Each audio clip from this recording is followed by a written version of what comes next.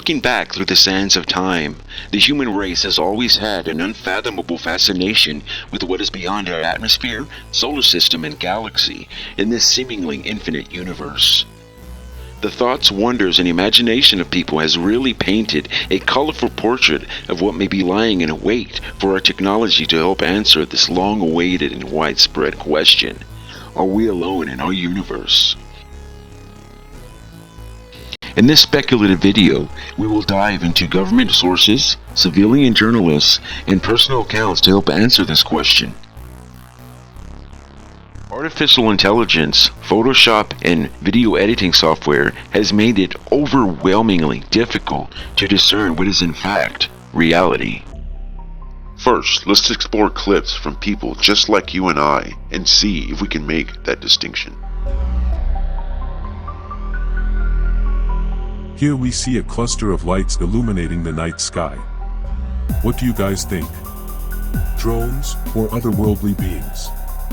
Either way, it seems to pique our interest and tickle the imagination.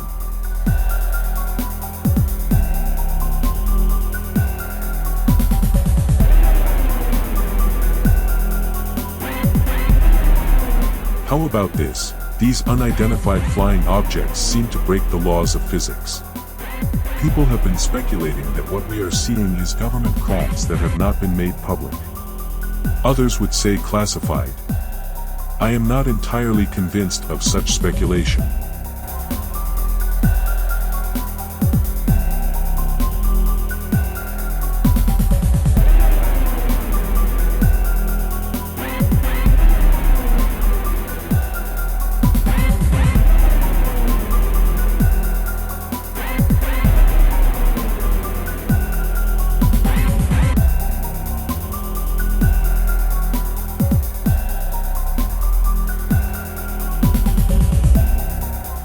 What do you guys make of this?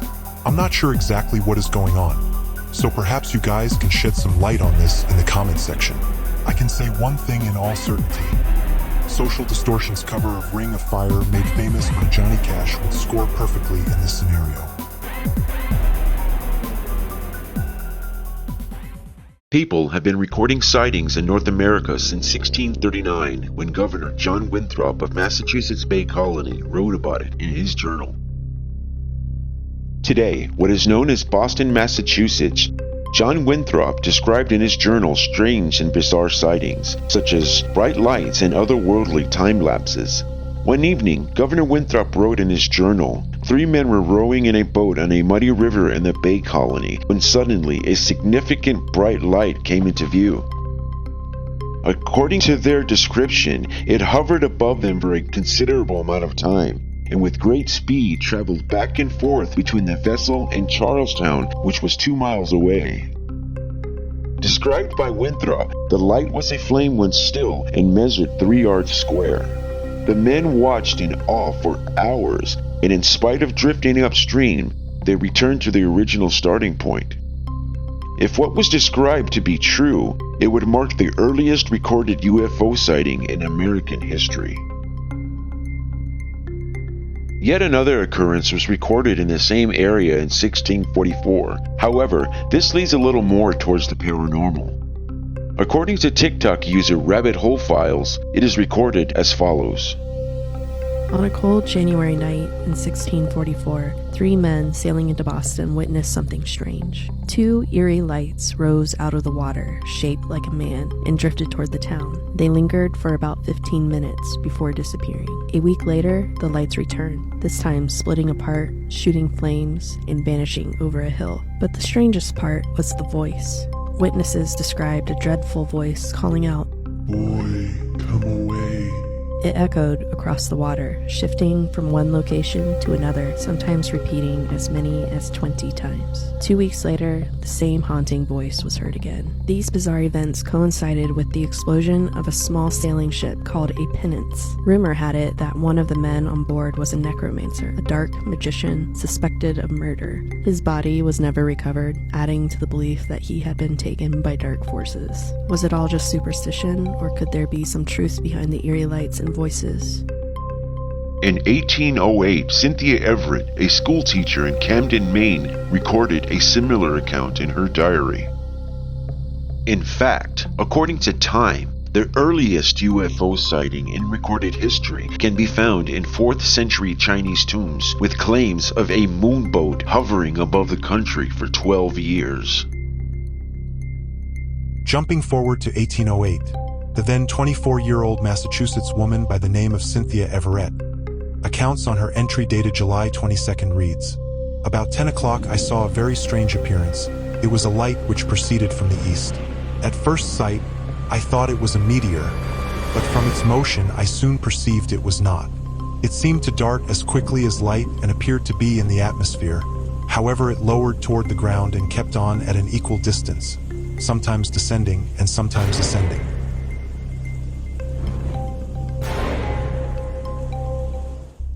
The U.S. Air Force during the Cold War maintained a radar base in Vermont's 3,438-foot East Mountain named the North Concord Air Force Station. This facility started operations in this remote location in 1956. At its peak operation, 175 men worked the station, living in a little Quonset hut village, complete with accommodations about 1 mile down the mountain. According to military reports, a strange object appeared in the skies above East Mountain and remained in view for 18 minutes. Another incident involving a couple by the names Barney and Betty Hill occurred shortly after. Some are certain the mysterious objects are one and the same. Sadly, in 1963, the base was shut down and is now abandoned. Barney and Betty Hill, in its first openly and widespread report of an alien abduction in the United States, claimed that on the night of September 19, 1961 at around 10:30 p.m. they saw a bright light in the sky while driving home. Betty's first thought was that of a shooting star, however the object changed direction and moved upward, disproving her initial thought. The couple pulled over to get a closer look, and through binoculars an odd-shaped craft flashing multiple colored lights was visible. As they drove away, the craft followed suit, which was described to be 40 feet in length. The craft descended so close to their '57 Chevy, they were forced to stop. The Hills observed humanoid figures wearing black uniforms through what appeared to be windows. The couple drove away at high speeds. They blacked out after hearing buzzing and beeping sounds while feeling a tingling sensation. After regaining consciousness, they had traveled 35 miles with no recollection of time. Later, while under hypnosis, they described forcibly boarding a ship where they were separated and examined. Their story was adapted into the 1966 best-selling book, The Interrupted Journey, and the 1975 television movie, The UFO Incident.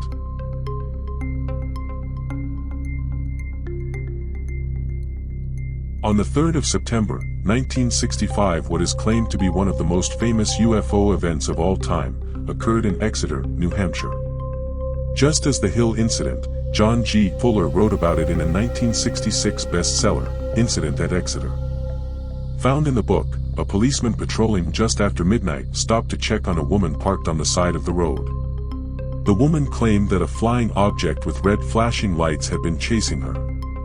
A few hours later, an 18-year-old man arrived at the Exeter police station claiming that a line of 5 bright lights were seen over a house on Route 150 where he had been hitchhiking, no less than 100 feet from where he stood.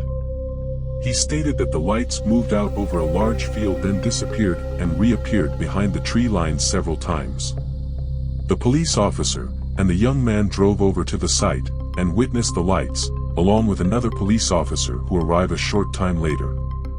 About 60 UFO sightings were reported near Exeter over the weeks that followed. Debunkers would claim that the light patterns matched that of an Air Force KC-97 refueling plane, but officially the sightings remain a mystery.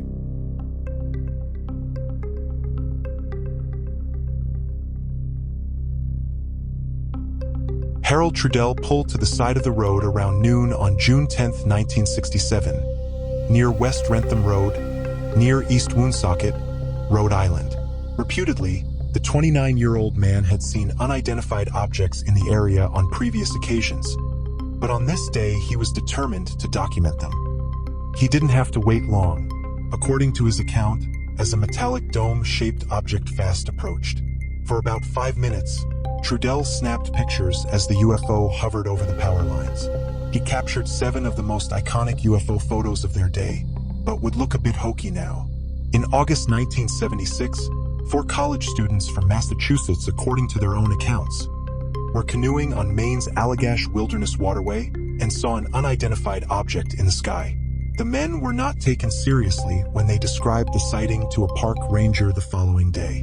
It was suggested that what they witnessed was in fact a searchlight that was used to celebrate the grand opening of a hardware store in Millinocket. The students did not talk much about it while they continued their trip. It wasn't until years later when Jim Weiner, one of the students who went on this trip, started to have seizures. He claimed to have had visions of humanoid beings levitating over his bed, poking him with needles. While under hypnosis, all 4 men described small gray aliens performing medical examinations on them while aboard a spacecraft. The 1993 book, The Allagash Abductions, made a momentary spectacle of the 4 students, who appeared on the Joan Rivers Show and Unsolved Mysteries in 2016. However, Charlie Rack, one of the men, said that although the group really did see UFOs twice during the trip, the rest of the story had been made up. His former friends dispute this. What is your take on these stories? Let me know in the comments section, and please remember to like this video and subscribe to my channel. It really helps. Thank you so much.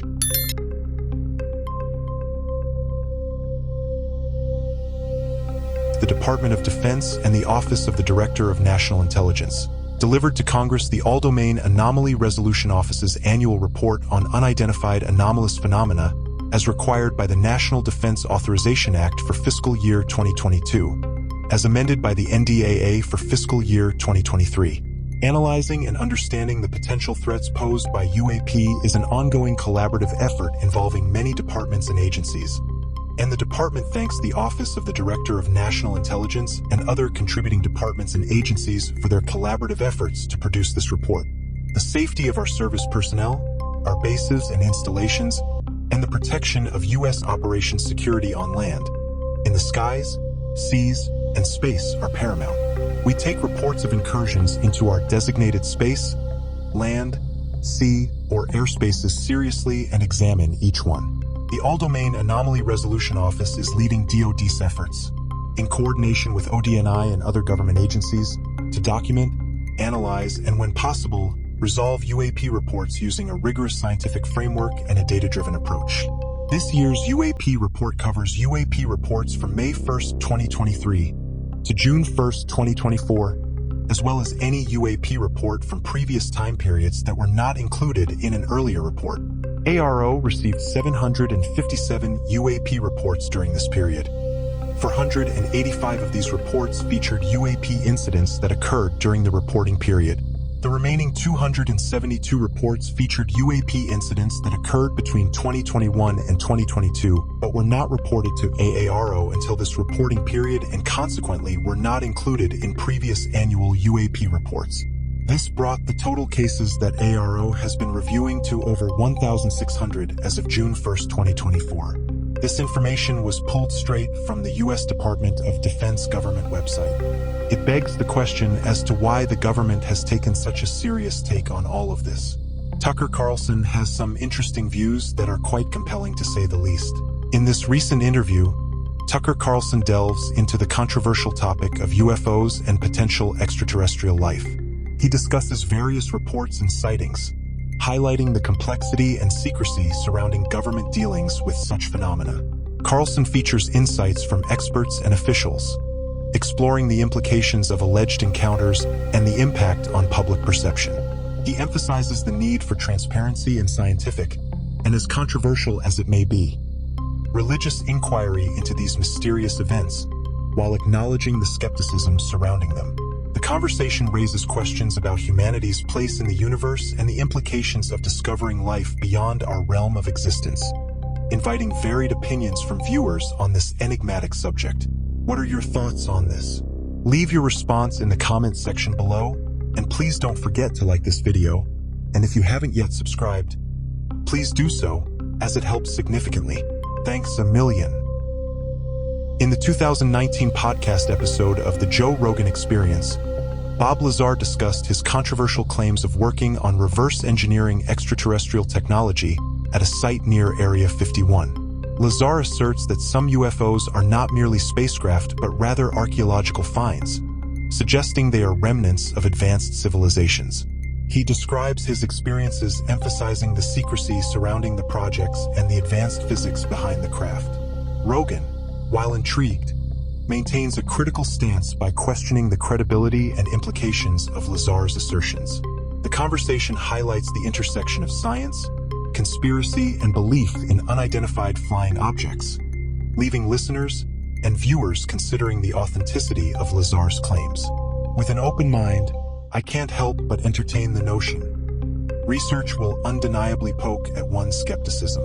It is definitely not hard to believe considering some scientists have found several discrepancies in dating dinosaur bones, with some still containing blood cells and soft tissue such as hemoglobin and collagen fibers. What's your take on it? Let me know down below.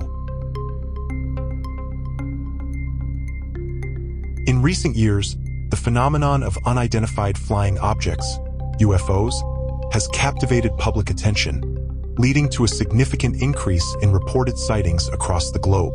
This surge in incidents, particularly in the United States, has been fueled by the advent of social media and advancements in technology, allowing everyday individuals to share their experiences instantaneously. Concurrently, the U.S. government has begun to take these reports more seriously, with various military encounters being documented and acknowledged. Notably, the release of Pentagon reports detailing encounters by military personnel has further legitimized the discourse surrounding UFOs, transitioning it from fringe speculation to a matter of national interest. As a result, the media landscape has rapidly adapted to this newfound interest, with news outlets dedicating coverage and airtime to UFO phenomena. Investigative documentaries, podcasts, and special features have become increasingly popular, reflecting a public thirst for understanding and exploration of these unidentified craft. This ubiquitous fascination with UFO sightings has not only influenced popular culture, but has also raised broader questions about national security, the existence of extraterrestrial life, and humanity's place in the cosmos. As more citizens engage with these mysteries, the narrative surrounding UFOs evolves from mere myths to a significant part of contemporary discourse.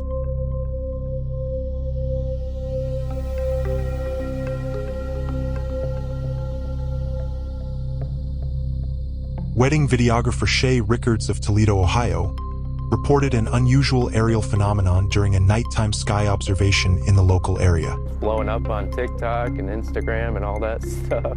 Rickards, known for his professional video work, captured an unidentified flying object that appeared to be moving in an unconventional manner over Toledo's skyline. To me, I really don't know what it is. I mean, it's interesting to say the least. The object was described as having distinctive lighting and movement patterns that deviated from traditional aircraft characteristics. While details remain limited, Rickards' professional background in visual documentation lends credibility to his account.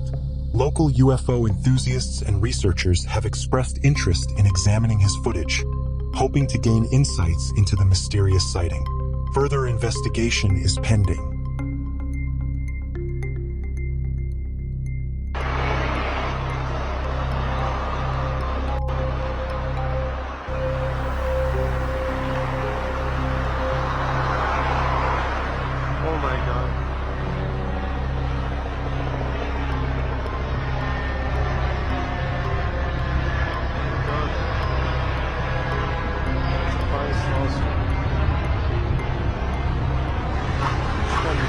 No reports have been published or streamed in regards to this clip. Saying this is fake wouldn't be said in error. However, seeing something like this with our own eyes would certainly sober us up a bit. It's interesting. Jeremy, I want to talk to you for a second. The Pentagon's UFO chief, this is a Pentagon guy, a UFO chief, the chairman of Harvard's astronomy department as well, both releasing a report on Tuesday where they wrote an artificial interstellar object could potentially be a parent craft that releases many small probes during its close passage to Earth. You've got the Pentagon talking about the idea of a mothership going above us and sending probes down. Pentagon confirms unprecedented aerial phenomenon. massive unidentified mothership detected in Earth's orbit, dispatching multiple autonomous probes. Preliminary analysis suggests advanced technological capabilities beyond current human understanding. Scientific and military experts are conducting intensive investigations to assess potential implications for global security and extraterrestrial contact. Imagine that being the headline in all truth. That would certainly change things a bit, wouldn't you say? But from what I've seen, there is some truth to this as reported on this news broadcast. It has happened again today. Another aerial object was shot down by U.S. warplanes amid bipartisan criticism about an absence of details regarding these incidents. U.S. military pilots who approached the craft have given conflicting accounts of what they saw. A U.S. fighter jet shot down an unidentified object over Lake Huron near the Canadian border Sunday. This brings the total to 4 in the last 8 days. That all of these are not at all like the Chinese spy balloon, which was shot down a week ago over the Atlantic. These new items are apparently much smaller. One shot down today was described as octagonal in nature. Those pilots, we have learned, have given very conflicting accounts of what they actually experienced, with some pilots saying that the object interfered with the plane's sensors, other pilots saying that they didn't really experience that, other pilots saying that when they looked at the object, they could identify no identifiable propulsion system, and they did not know how it was actually staying in the air, cruising at that altitude of about 40,000 feet. So this is all added to the Pentagon's wariness of describing in more detail what this object actually is until they can get more information through the debris.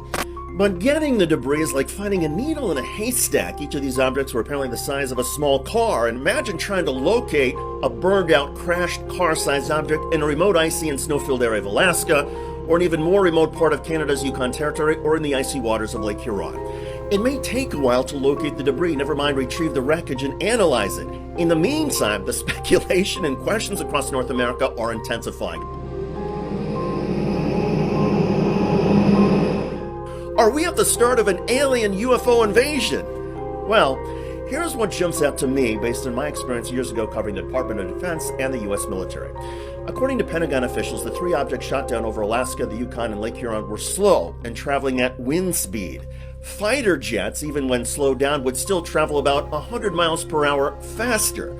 So it's understandable if pilots passing by cannot get a clear glimpse of an object the size of a small car, and that would explain the difficulty in identifying whatever these things have been. Secondly, because the objects were so small, tracking them on radar is challenging. The Pentagon has acknowledged as much, and that explains the Department of Defense statements about seeing the objects over Montana, then not seeing them and seeing them again. Also, unlike the China balloon, which was flying at a much higher altitude, these latest objects were at the same altitude as commercial jetliners and most air traffic, so they posed a more imminent safety threat, and that prompted the decision to shoot them down. The likelihood of collateral damage to people or buildings on the ground was also less than the China balloon because the devices were smaller than the China balloon, which was about 200 feet long and the size of 3 buses. Finally, the surveillance threat from the China balloon got neutralized by the United States military, which jammed the balloon's spying systems once it crossed into U.S. airspace. Well, what about the sudden appearance of so many UFOs? Well, NORAD says it adjusted, it recalibrated its radar effort after the China balloon to look for more of these types of objects. And the Department of Defense notes there are countless research, atmospheric, privately owned communication balloons now showing up on NORAD radar. Most of them emit a radar identifying signal, but when something does not, either because of a malfunction or because it comes from a foreign country, the Biden administration has decided to decommission these objects. In other words, shoot them down. To be clear, I am a firm believer in UFOs and extraterrestrial life, and I am convinced that our planet has already been visited by beings from another galaxy. But the events of the past week, in my view, are not that. As I see it, we will eventually find out that these recent mystery objects were balloons, possibly from foreign governments spying on the United States, or a new class of drones, or something more benign like a corporate-owned data collection and transmission system that malfunctioned and stopped emitting identification signals. Sadly, we are not about to get a big revelation about ETs. However, it is fun to think about, and I'm sure we would learn a lot from more advanced civilizations. ETs would probably say, let's get the F out of here, these human beings are crazy! But that's another video. I'm David Schuster. Thanks for joining us. In recent years, A surge of reported UFO sightings has captivated the nation, leaving many wondering if the truth is finally out there. The once marginalized topic of unidentified flying objects, UFOs, has become a mainstream phenomenon, with the United States experiencing an unprecedented influx of reports. From 2020 to 2021 alone, the National UFO Reporting Center, NUFORC, received over 7,000 reported sightings, a staggering increase from previous years. As these mysterious aerial encounters continue to flood in, the media has taken notice, devoting significant airtime and column inches to the phenomenon. News outlets and social media platforms are awash with stories of glowing orbs, hovering discs, and strange lights in the sky. But what's driving this sudden surge in sightings? Is it simply a case of mass hysteria, or is there something more profound at play? As Americans look up at the stars, they can't help but wonder, could it be that we're not alone in the universe? And what impact will this newfound fascination with UFOs have on our daily lives and our collective understanding of the cosmos?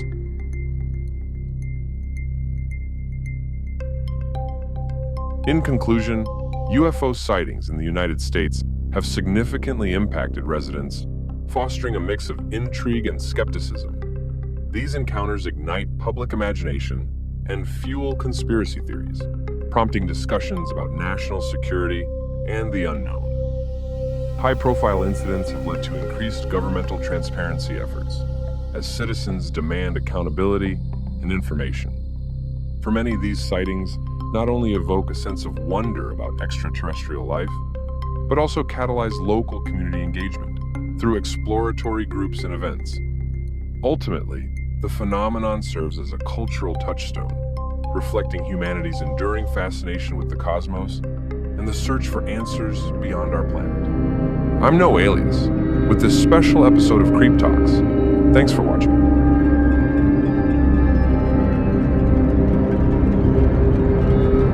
If you made it this far, I would like to express my appreciation.